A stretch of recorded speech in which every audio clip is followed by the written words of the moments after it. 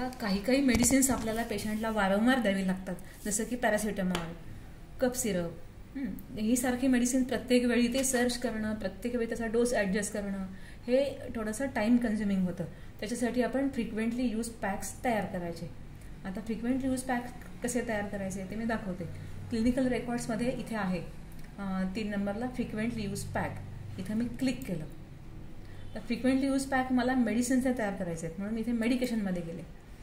आता मला अल्बेंडाझोल हे ड्रग पेशंटना समजा वारंवार लिहायचं आहे, तर मी ते एकदा बनवून ठेवणार फ्रिक्वेंटली यूज पॅकमध्ये. जेव्हा गरज लागेल तेव्हा तिथून सिलेक्ट करणार आहे.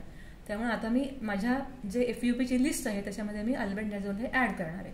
आता इथे जेनेरिकमध्ये मी गेले, इथे सर्च इंजिनवरती गेल्यानंतर इथे नेम टाईप करायचं अल्बेंडाझोल LBEN आणि सर्च केलं मी. इथे इतकी सारी मेडिसिन्स आली, त्यातलं मी हे निवडलं अल्बेंडाझोल टॅबलेट 400 मिलीग्रॅम. इथे सिलेक्ट म्हटलं. सिलेक्ट म्हटल्यानंतर हे माझ्या लिस्टमध्ये दिसायला लागलं अल्बेंडाझोल 400 मिलीग्रॅम. आता मला ह्याचा डोस लिहायचा आहे. डोसमध्ये 1 टॅबलेट, कारण ऑलरेडी 400 मिलीग्रॅम तिथे मेन्शन झाले म्हणून. तर इथे टॅबलेट लिहिलं मी. Tablet frequency once, duration 1 day, administration route of administration oral,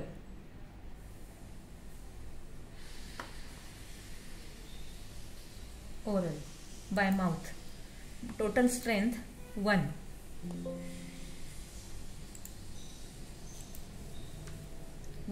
tablet.